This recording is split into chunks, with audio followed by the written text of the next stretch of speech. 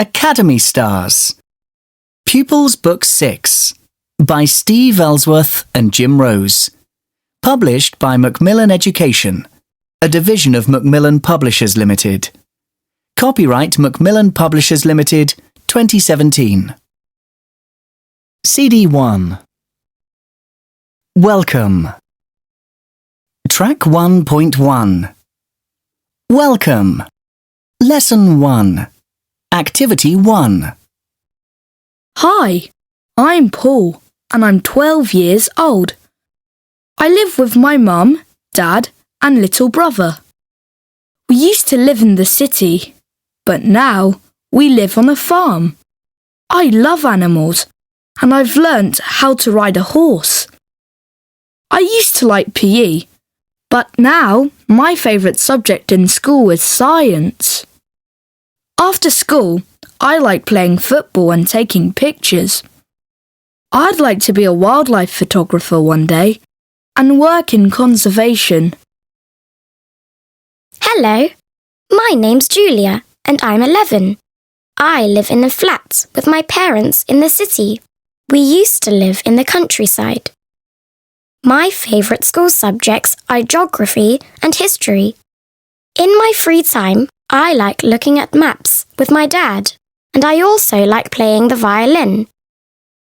When I grow up, I'd like to be a journalist and also travel around the world. Hi, I'm Laura and I'm 11 years old. I live with my parents and little sister in a cottage. I used to love art class, but now my favourite subject is English. I used to like playing basketball, but now I enjoy playing tennis. I also like writing stories in my free time. In the future, I'd like to have my own writing blog, and I hope to be a teacher. Hi there. My name's Sam and I'm 12. I live in the countryside. I used to take the underground to school, but now I cycle. I love it. My favourite school subjects are maths and computers. I also enjoy playing football and video games.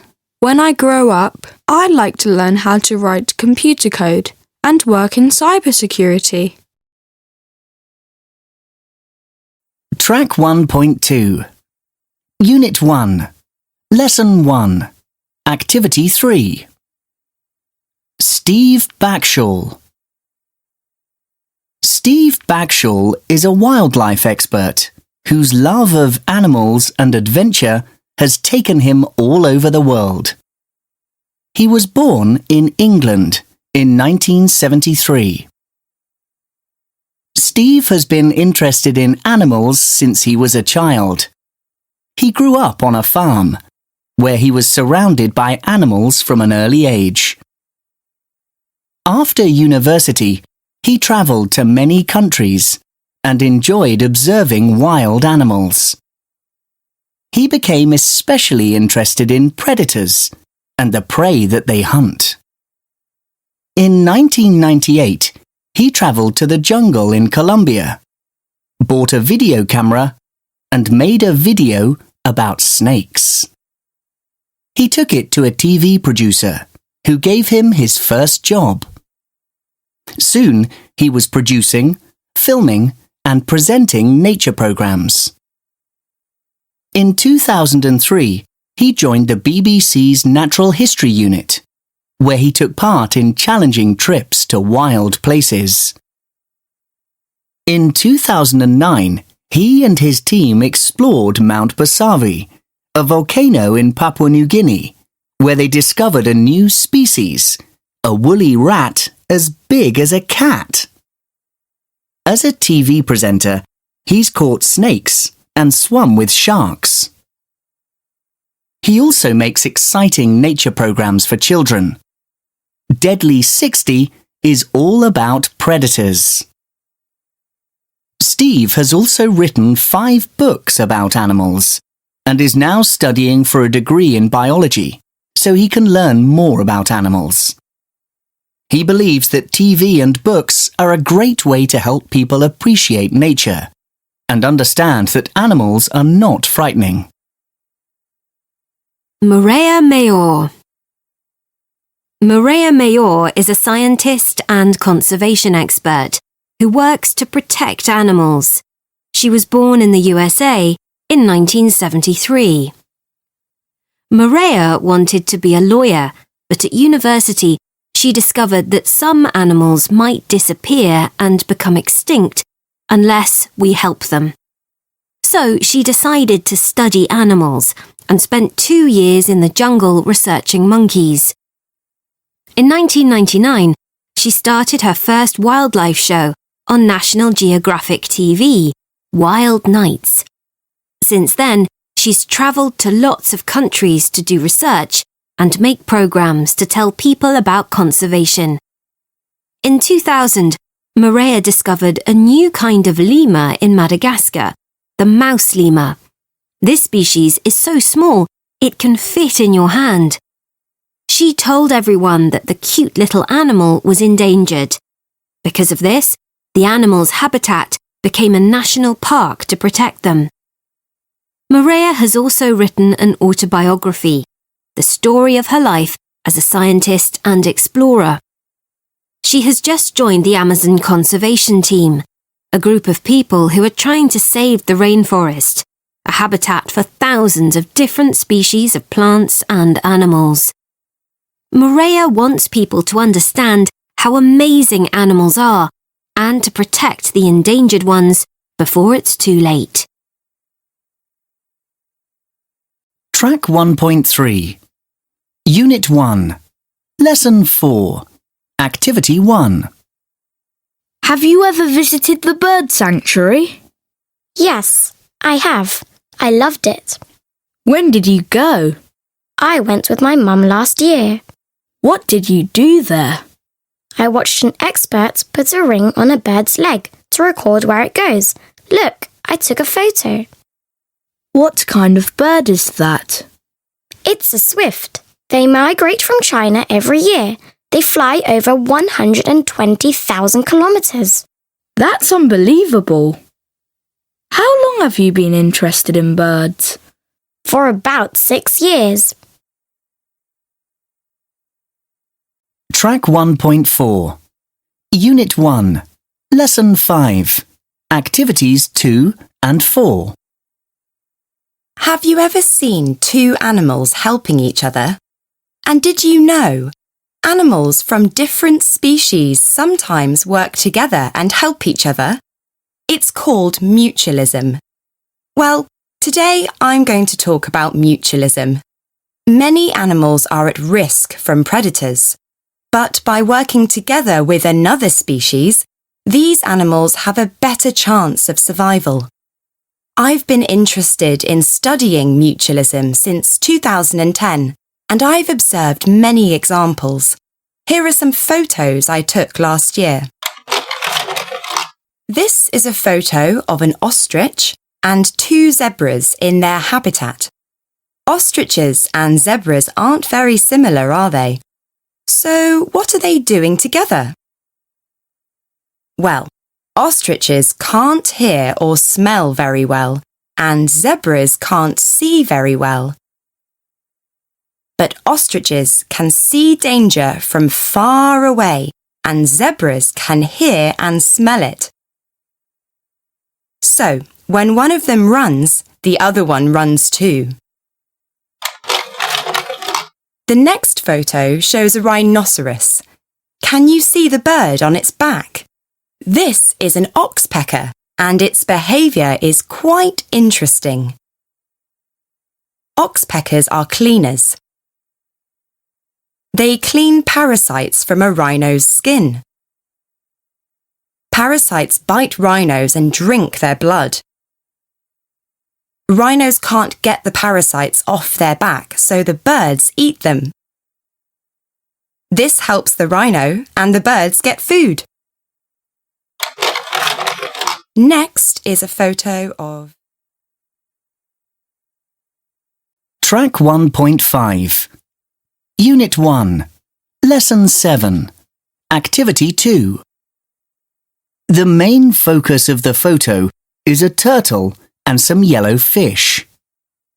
They are swimming together in the ocean. In the background, there are some blackfish. At the bottom of the photo, you can see some rocks. It looks like the fish are on top of the turtle. It's possible that they are helping it. Perhaps they are cleaning the turtle. I really like this photo because it shows animals working together to help each other. It also has beautiful bright colours.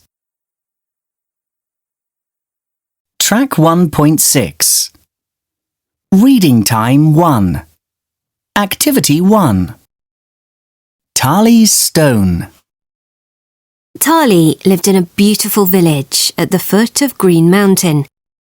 The men in the village went fishing every day to catch fish for the people to eat.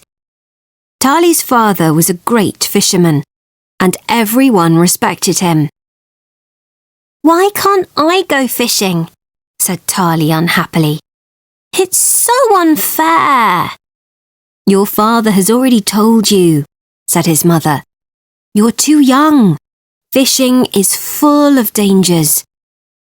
"I'm not tall," Tali said to his friend Bala, "and I'm not very strong yet. But I'm fit. I can run, jump and climb, and I'm clever." Bala agreed. Tali was very intelligent. At night, when they observed the sky, Tali remembered all the names of the stars. When they climbed to the top of the Great Pyramid, Tali knew all the hills and villages around them. And he was curious. He always wanted to find out more about the world, and he loved to discover things. Late one afternoon, as the boys were walking home from the river, there was a terrible storm. They started to run for shelter, when suddenly, Tali stopped. "Look where the lightning hit the ground!" There was a red glow. "Come on, let's look," said Tali. It was a red-hot stone. "Don't touch it," said Bala as he pulled his friend back. "Let's come back for it tomorrow," Tali said. The next day, the boys went back to look for the stone. "There it is. It doesn't look very special," said Bala. It was small, grey and dull. It looked like a teardrop. "You're right. It's boring," said Tali, and he threw it back on the ground. When the stone hit the ground, it started to spin quickly. Then it slowed down and suddenly stopped. "Did you see that?" asked Bala. Tali picked up the stone. "Let's throw it again." Once more, the stone turned quickly on the ground and then stopped. Every time the boys threw the stone, it stopped in the same place. "Look, Bala! It always points at Green Mountain," Tali said. "Let's keep it. It's a really special stone." That evening, while they were having dinner, Tali's mother and father were talking in low voices. They seemed very worried. "The weather is so bad. Many days have passed and we haven't caught any fish," said Tali's father. "But it's too dangerous to go out in the boats. The fog is too thick and you can't see how to get back to the riverbank." The fishermen always navigated their way back by looking at Green Mountain. That way, they didn't hit the rocks. However, these days it was too difficult to see the mountain. "Can I go outside?" asked Tali. He wanted to play with the special stone. "Yes, but don't go too far," said his mother. Tali ran outside and found his friend Bala already waiting for him. "Did you tell your father about the stone?" Bala asked. "I haven't told him yet. He's worried about the fog. They can't go fishing." Tali threw the stone on the ground, and the boys watched it spin. "What's that?" asked Tali's father as he stood behind them in the doorway. "It's a special stone," Bella said. It spins and points to Green Mountain. That's unbelievable. Do you think it could help us on the fishing boats? Tali's father asked. They ran down to the river and got onto one of the boats. Tali's father threw the stone down and watched it spin and stop, pointing to Green Mountain. Everyone in the village is hungry. We need to try to catch some fish. We'll take the stone with us tomorrow. The next day, the fishermen went out on the boats in the fog. Tali and Bella waited and waited on the riverbank, but the boats didn't come. They were very tired and very worried. After many hours, they heard excited voices cheering through the fog. The special stone works! I can see the riverbank, said one man. Tali and Bella ran to meet them. After that, the fishermen always took the special stone on their fishing trips, and they also took Tali and Bella. Track 1.7 Unit 2 Lesson 1 Activity 2 A narrow-minded view of history. Look at the map. Do you see anything wrong? Most people say the map is upside down. North should be at the top, south at the bottom, west on the left, and east on the right. This map is the opposite. But there is no real reason to put north at the top. So in 1976, an Australian, Stuart MacArthur, created a famous map like this. He put Australia at the top because people often joked about his country being at the bottom of the world. Have you ever wondered why North is at the top of a map? It's because 500 years ago, sailors used the stars to guide them. The most important star they used to navigate was the North Star. Therefore, the North Star became the fixed reference point on maps. People also put Europe in the middle of the map, because at that time they believed that Europe was the center of the world.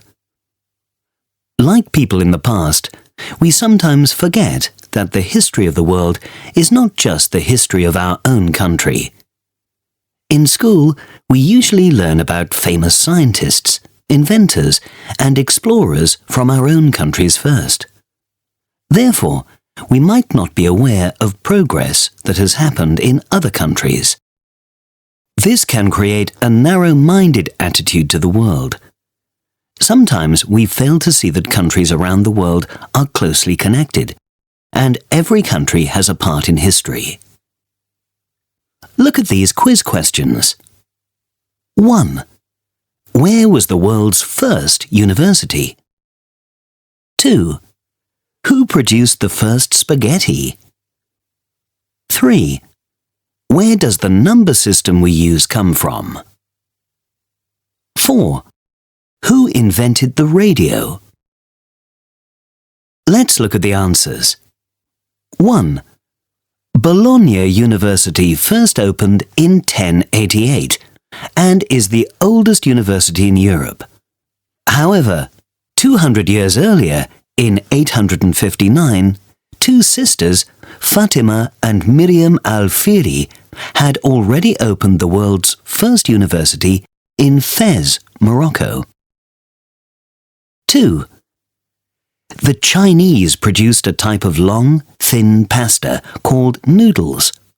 Marco Polo, a famous European explorer, discovered these in China and brought them back to Italy, where they became spaghetti. 3. Two mathematicians developed the system of numbers we use, 1, 2, 3, etc., in India almost 2,000 years ago. Europeans only started using this system about 1,000 years ago. 4. Most people will say that Marconi invented the radio. In 1897, he showed everyone his ideas about radio. However, 2 years earlier, Alexander Popov, had already succeeded in making a radio. Did any of those answers surprise you? We might tell ourselves that our country is the centre of the world and that all history starts there. But our aim should be to be more open-minded, or we will miss so many amazing stories. It's time to think differently. Turn your brain upside down and take another look. Track 1.8 Unit 2 Lesson 4 Activity 1 What are you doing? I'm teaching myself to play the guitar. How are you doing that? I'm watching a video. Look, this man films himself giving lessons. People film themselves teaching lots of different things. I know. It's a good way to learn something new. Is it difficult? A bit. Why don't you teach yourself too? Then we can practice together. That's a good idea. We could record ourselves and play it back. And when we're really good, we can play in the school concert. Track 1.9 Unit 2 Lesson 5 Activities 1, 2 and 3 There were two famous explorers who wanted to race to the South Pole. The British explorer Robert Scott and the Norwegian explorer Roald Amundsen. The South Pole is in Antarctica and is the coldest place on Earth. The journey to the South Pole is very difficult and dangerous because of the freezing temperatures. Captain Scott had been to Antarctica in 1901 to do scientific research. Amundsen had spent a winter in Antarctica but hadn't yet tried to reach the South Pole. Both men planned their expedition in different ways because they had different aims. Both wanted to reach the South Pole first, but Scott also wanted to do scientific research on the way. Scott decided to use horses and sledges with engines. He thought they would give him an advantage. Amundsen taught himself and his men to use dogs to pull the sledges. Scott and his team started in November 1911, but it was too cold for the horses. Also, the engines on the sledges broke down, so Scott's men had to tie themselves to the sledges and pull them. This was very slow and tiring, but they continued. Amundsen's team began their expedition in October 1911. Their dogs were good at pulling sledges in the day and keeping themselves warm at night. This helped Amundsen make good progress. Scott and his team arrived at the South Pole on the 17th of January 1912 and saw a Norwegian flag.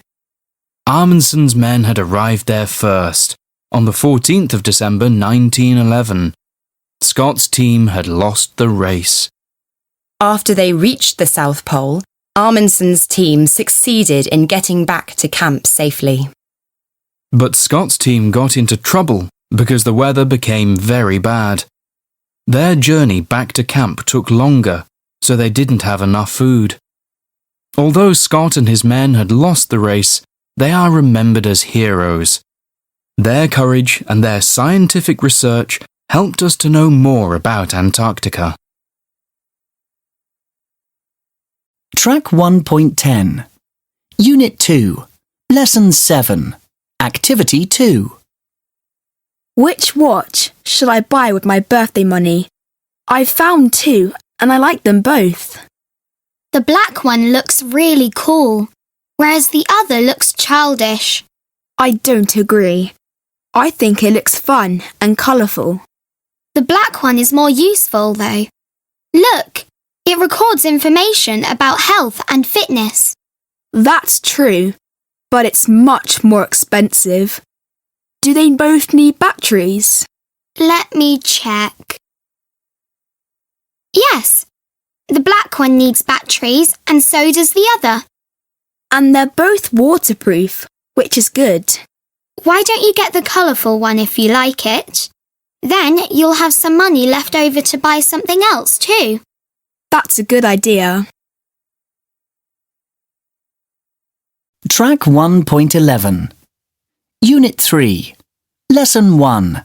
Activity 2. Patty was looking out of the window of the spaceship as it landed. The landscape looked familiar. She could see forests, mountains, and green hills, just like Earth. After 9 months inside the spaceship with the exploration team, she was ready to explore this new planet. "I've checked the air outside," said Danita, the team leader. "The alarm hasn't gone off, so it must be safe to go out without our space helmets." Under the amazing purple sky, Patty felt her senses wake up again. She loved the feel of the warm sun, the sight of all the bright colours, and the sound of a waterfall. She noticed some beautiful yellow flowers nearby. They could be sunflowers, she thought. Oh, they smell like bananas, so they can't be sunflowers. Fascinating, said Dennis, who was also travelling with Patty. But be careful. They look like the plants we have on Earth, but they may be poisonous. Patty thought about her friend Boona. They had left Earth at the same time. The exploration teams were looking for a planet where people could live, but Patty's team had lost contact with Boona's spaceship months ago. Both spaceships were carrying plants and seeds to plant on the new planet, but a fire had destroyed the ones on Patty's spaceship. "It looks like this planet is perfect for growing Earth plants," said Danita sadly. "The right temperature, lots of water, and lots of fresh clean air. But without Boona and her spaceship, we'll never find out if that's true." Suddenly, Patty had an idea.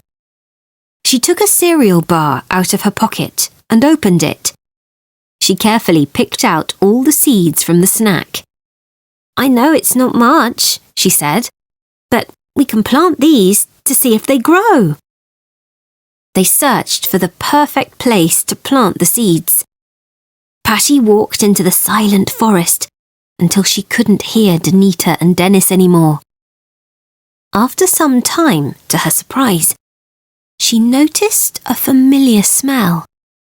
And then she saw it. A whole field of plants with round red fruit. She went closer and studied them closely. They looked and smelled just like tomatoes. But things are different here, she thought, so they might not be tomatoes.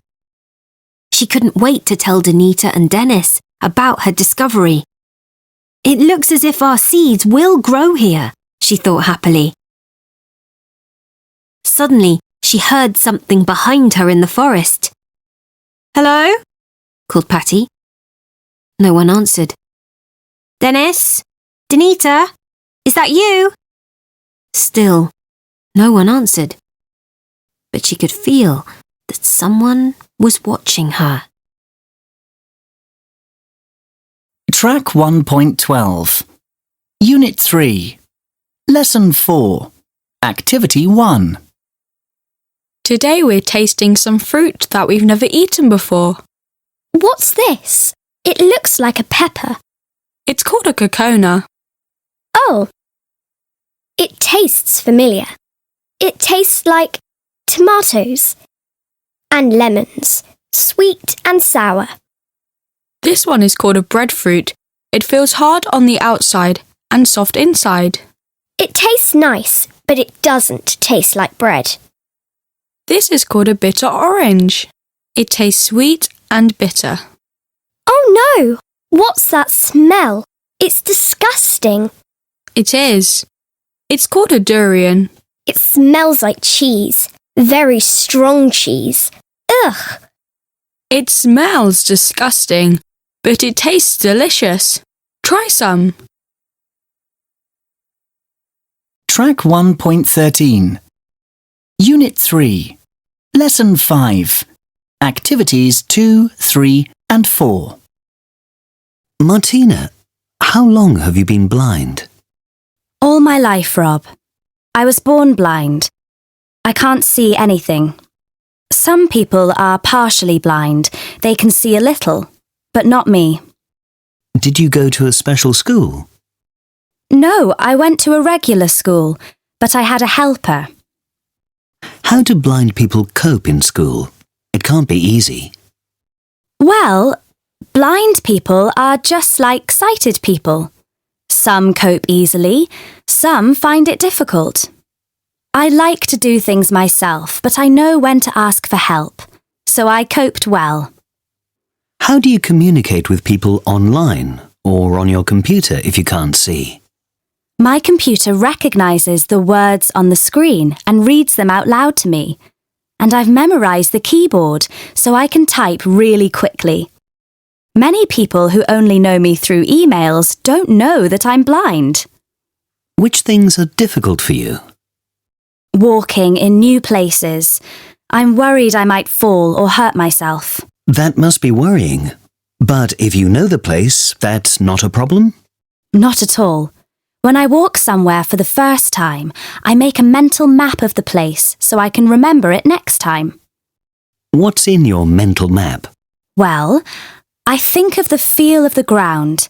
Does it feel hard or soft? Sounds. Can I hear traffic? And most places have their own special smell.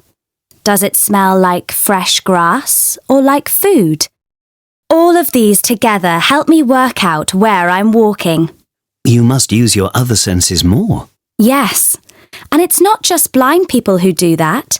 Deaf people do the same. Because they can't hear, they use their sense of sight more. Do blind people become super smellers or have better listening powers? No, our senses are the same as other people's, but we learn to use our senses. I do think being blind makes you more imaginative. I've never seen colours, so I can't picture them, but I can imagine how they sound, feel, and taste. For me, blue sounds like a flute and feels soft like cotton, and it tastes like ice cream. Thank you, Martina. It's been great talking to you. Thank you. Track 1.14. Unit 3.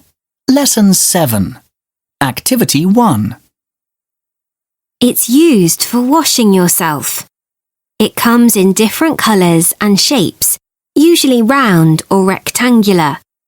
It feels smooth and sticky. It smells delicious. Some smell like flowers and others like fruit. It looks a bit like food, but you can't eat it. It tastes disgusting. Track 1.15. Reading time 2. Activity 1. It can't be true. Can you believe everything you see? Our senses are incredibly important in helping us understand what is going on in the world. Through sight, hearing, touch, taste, and smell, we recognize and trust what is familiar and safe, and predict what might be dangerous. But can we always believe what we see? Look at these pictures and answer the questions. Answers are upside down at the bottom of the page. Picture 1. Which red circle is bigger? Picture 2. Which line is the longest? What we are looking at and trying to understand can be changed by other information that our brain takes in at the same time. So, in picture 1, the size of the black circles can confuse us, so we think the second red circle might be bigger. In picture 2, the V shape draws our eyes further, so we might think the middle line is longest. Although we can depend on our senses to tell us the truth most of the time, we also have to make sure that we understand the information correctly. We can also be tricked by optical illusions, impossible things that look real. Sometimes, in very hot places like deserts, the heat makes it look as though there is a pool of water in the distance. This kind of illusion is called a mirage. It must be a very disappointing thing to experience if you're thirsty. Photographers sometimes design illusions to try and trick us. These can be really fascinating. Tricks include editing the photo to remove people or things, using a background that is specially designed, or playing with the view, making it look as though things are the same distance from the viewer, when in fact they are at different distances. Look at the pictures. How do you think these pictures were created? In these pictures, it's very obvious there's something strange happening. It's not always clear, so you have to think critically about the information you're receiving. Think about adverts and other types of text, where the writer wants to make you believe certain things. Sometimes you don't have as much information as you think you do. Read the story on page 46 and answer the questions. A smartly dressed businessman is walking along a city street. He's speaking on his very expensive phone. He's not really paying attention to what's going on around him. Behind him, a poor young man with untidy hair and clothes suddenly starts running. He looks scary. A. What does the young man want? The businessman hears the sound of footsteps running behind him and turns to see the young man running straight at him. He holds onto his phone tightly. He looks very frightened. B. What's going to happen to the businessman? The young man grabs the businessman and pulls him to one side, just in time. The businessman was going to be hit by a cyclist coming round the corner. The young man had seen this and saved him. C. What's your opinion of the young man now? Sometimes we don't know enough about a situation to understand what's really happening, and we jump to the wrong conclusions. So how do we manage when there is so much information in the world for us to take in, and some of it isn't what it seems? The answer is that we need to develop excellent reading skills, so that we can understand not only texts, but also pictures, ideas, and people. It's important to ask questions about what we're seeing. Can this be true? Have I misunderstood? Do I know enough? How can I find out more? Do I need to look at this from a different point of view? The more we understand about ourselves and about the world around us, the better we can trust our senses.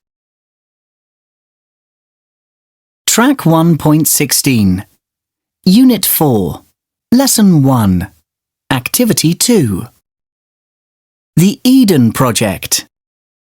It's your planet. Get involved. About the Eden Project.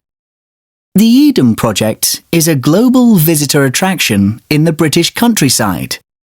Millions of people have visited it since it opened in 2001.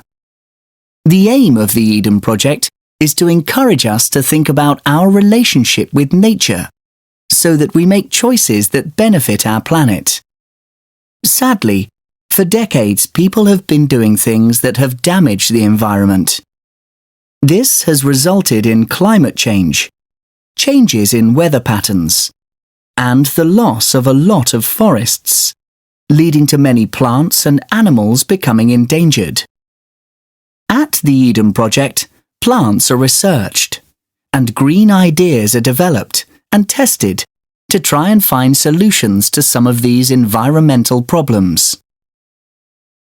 The highlights of the Eden project include a rainforest biome and a Mediterranean biome. These are like large greenhouses, which have plants from rainforest and temperate areas around the world.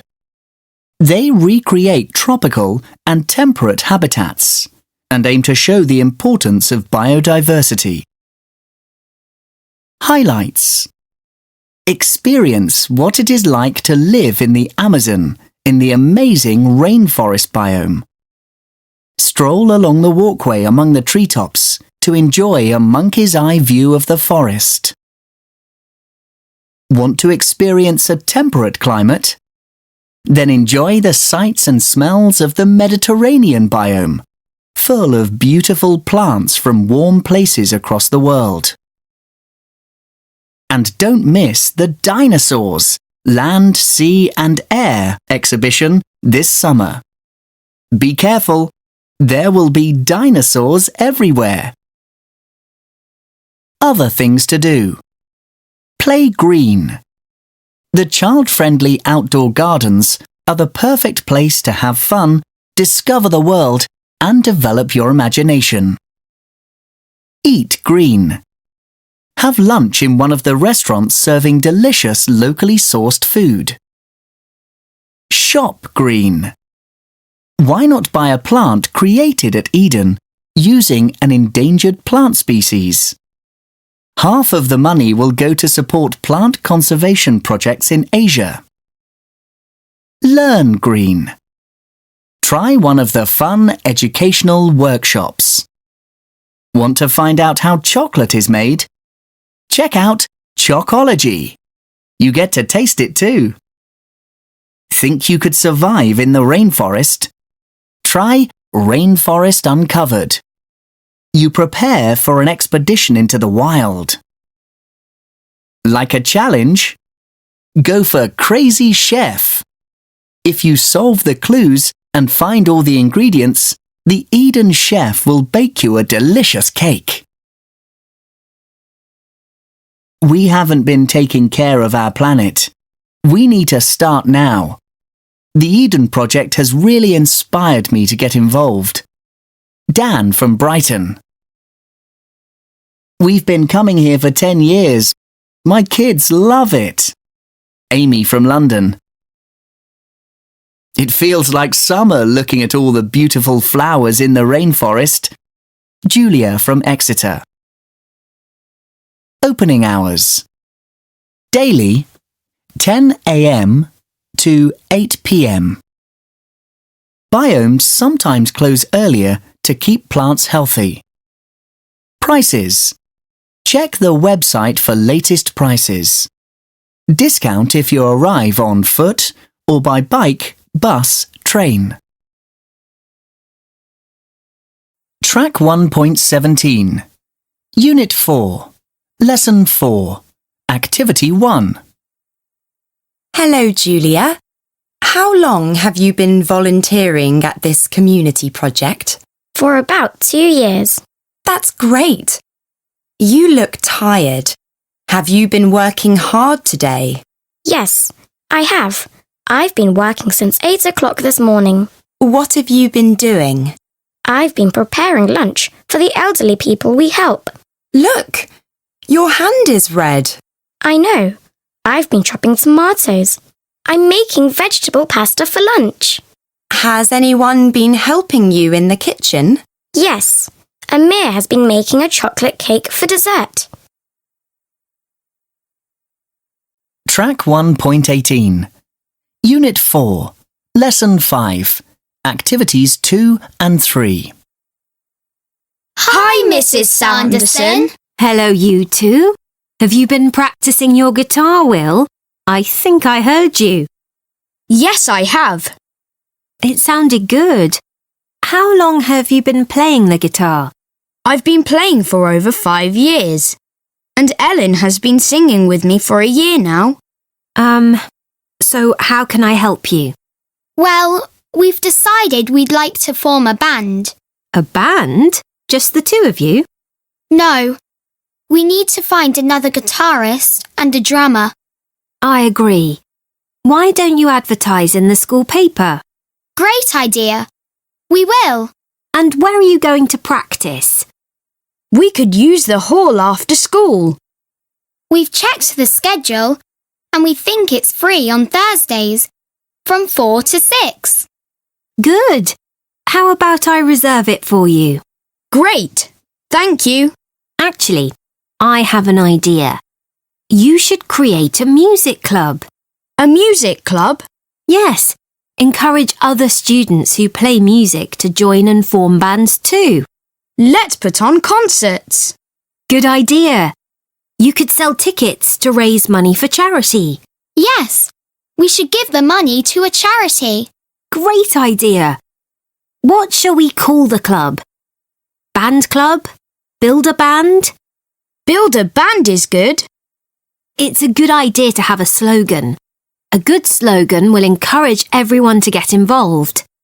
How about make music to inspire the world? I like it. This is so exciting. Thanks for the idea, Mrs. Sanderson. Track 1.19. Unit 4. Lesson 7. Activity 2. Hello, my name's Millie Jones. I'd like to volunteer for the Clean Our Town project. Wonderful. I'm Mr. Grant. Do you have any ideas for our project? Yes, I do. A big beach near here is really dirty. People can't take walks on it because there is so much rubbish.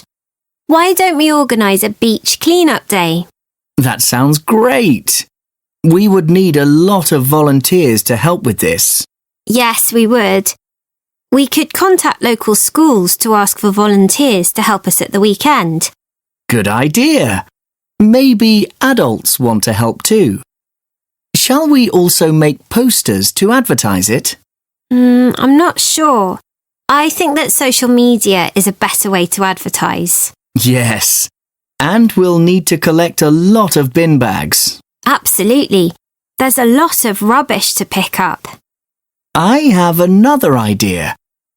How about asking everyone to weigh what they pick up? We can then publish the total weight collected in our town's newspaper. That sounds great. People may then be inspired to keep our beaches clean. I'm so excited. I can't wait to begin. Track 1.20. Review 2. Activity 5. Hello, everybody. Thanks for volunteering to help at the sponsored run on Sunday. We want to help the runners raise as much money as possible. What's the name of the charity? It's called the Right Organisation. That's WRIGHT.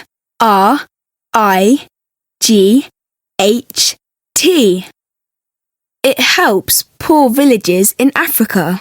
How much are the runners hoping to raise? Last year, they raised £3,700. We're hoping this year the runners will raise as much as £4,800. So far, people have sponsored £4,200. That's fantastic. So, your job is to hand out water to the runners. Remember, it's a race. The runners are in a hurry, so it's really important that you are quick. We want the runners to know that you're helpers, so you'll wear this orange t-shirt. Cool. The race starts outside the swimming pool. Do you know where that is? Yes. Great. Meet me there. It's really important you're there by 7 o'clock in the morning. The race starts at 8 o'clock. Okay. If there's any problem at all, I need to know. My mobile number is 078947536 Got it. Thanks. See you on Sunday. Track 1.21. Unit 5. Lesson 1. Activity 2. Wild West experience. Discover the real America. Have you ever wondered what it was like to be a cowboy or cowgirl in the Wild West? Come to the Lazy Lake Dude Ranch and discover for yourself. Work as a cowboy by finding out how to herd cattle. Experience the real outdoors on horseback and by hiking, fishing, and swimming. Learn about the traditions of Native Americans by visiting a museum and trying native art. Try new activities like flying on a zip wire, rock climbing, and traditional line dancing. At night, sit around the fire and learn about the stars before going to sleep in a teepee. Our experienced guides will make this a holiday to remember. Hi there, everyone. Here's what we're doing at the ranch. It's a really exciting program. I hope you have an amazing experience. Friday, 1 p.m. Arrive in Denver. The Lazy Lake Guide is meeting us at the airport. Friday, 4 p.m. Arrive at Lazy Lake. Explore the ranch. Saturday morning. Horse riding in the hills at sunrise. We've arranged special lessons for anyone who isn't a confident rider. Saturday afternoon. Visit a Native American museum to learn about native art. Saturday evening. Fly on a zip wire. The ranch has the longest zip wire ride you've ever seen. Sunday, all day. Cattle herding, swimming, fishing, and canoeing. Sunday evening. Campfire cooking. Traditional songs, Native American stories, and line dancing. Monday, 8 p.m. Leave for New York. What to bring? The Lazy Lake organizers have asked us to bring clothes for hot weather, outdoor activities. Sun cream, sunglasses, and hats. So don't forget. See you there, Mr. Caldwell. A dude ranch is a place where city kids learn how to be cowboys.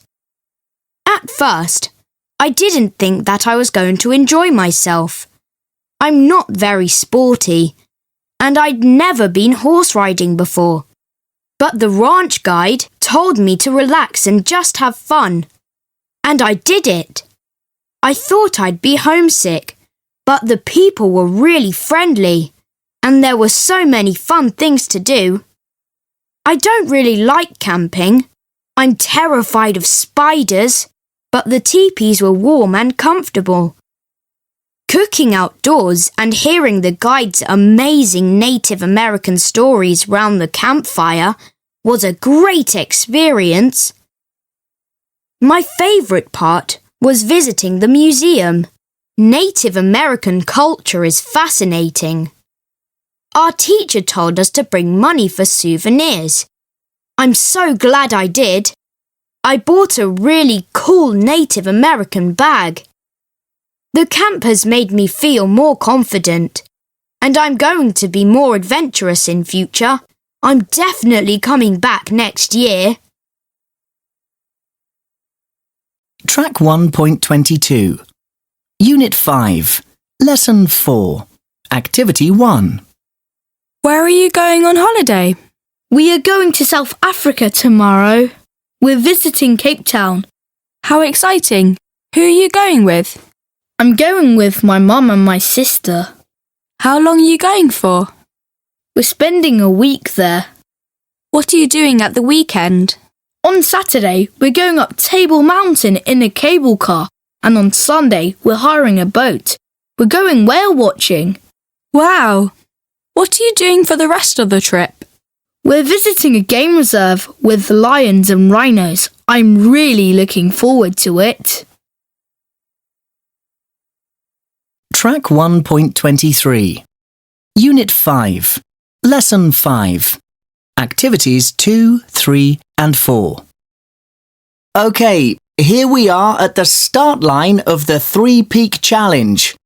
It's starting in just a few minutes, so the teams are getting ready. I'm talking to Erin, who's just about to begin this 24-hour hike. Erin, how long has your team been training for this? About 4 months. We've done shorter climbs, but we've never done anything this ambitious. We're going to climb 3 mountains in 24 hours. What was your aim on the shorter trips? The shorter trips were to test our equipment. It's also really important to get used to walking uphill. How tall is the highest peak? Ben Nevis is the tallest mountain at 1,345 metres. We're going to start walking up at 5 a.m. It should take about 5 hours to go up and down. This is quite an extreme sport. How do you make sure you do it safely? You need to bring extra clothing because the weather changes as you go up and down the mountains. In the summertime, the top of the mountain can be covered in snow and it can be quite cold. And you need a compass because sometimes it can get foggy and you can't see where you're going. You also need plenty of food and water to keep your energy up. If you don't eat and drink enough, you'll be very weak. Everyone on the team has to finish for us to win, so we all have to help each other. Why did you decide to do the hike? We're doing it to raise money for a good cause. We asked people to sponsor us, and a lot of very kind people have sponsored us. If we get to the finish, we'll make £5,000 for our local hospital. Do you think you'll do it? We're determined to do it. We believe that if we work as a team, we can.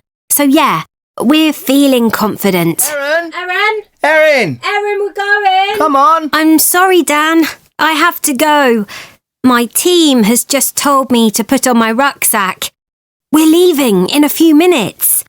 I'm looking forward to getting started. Of course. Thanks, Erin. Good luck. Track 1.24. Unit 5. Lesson 7. Activities 1 and 2. Morning, class. Are you excited about the class trip to the castle tomorrow? Yes! What should we bring, Mr. Walker? Well, the forecast for tomorrow is hot and sunny. You should bring sun cream and a hat. We'll be walking a lot, so it's a good idea to wear comfortable shoes. No flip-flops, please.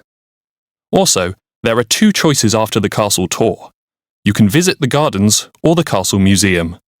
I recommend visiting the museum. It's fantastic. What about lunch? Please bring a packed lunch. I don't recommend eating in the castle cafeteria. It will be crowded. Can we bring our mobile phones? Yes, but you shouldn't call anyone when inside the castle. It's rude. Oh, I nearly forgot. I suggest bringing money for souvenirs. The castle has a great gift shop, and also there are plenty. Track 1.25. Unit 5. Lesson 8. Activity 2. Joel, do you have any ideas about what you'd like to do? I don't want a holiday anywhere crowded. I'm looking for the chance to relax and get away from everything. I enjoy eating fresh seafood and I love being out on a boat. I'd also like to buy some cool, unique art pieces for my new apartment. What kind of things are you interested in, Hannah? I want to arrange a holiday for me and a group of friends who all love being outdoors. We're really active. We're not interested in lying about on a beach all day. It would be good to learn a new skill. But we don't want to be in the middle of nowhere with nothing to do in the evening. So lots of restaurants, shops and theatres nearby would be perfect. Jamie, how can I help you? I'm looking for an adventure holiday for my family. We like exploring and seeing wildlife. We love trying out things we haven't done before. and we're keen to travel somewhere new and exciting. We don't mind if it's hot or cold, but we can only go in the school holidays. Track 1.26 Unit 5 Lesson 8 Activity 3 What kind of holiday are you looking for, Katerina? I prefer winter holidays and I love traveling by plane. I like crowded, noisy places with lots to see and do. It would be good to go somewhere I can practice my English.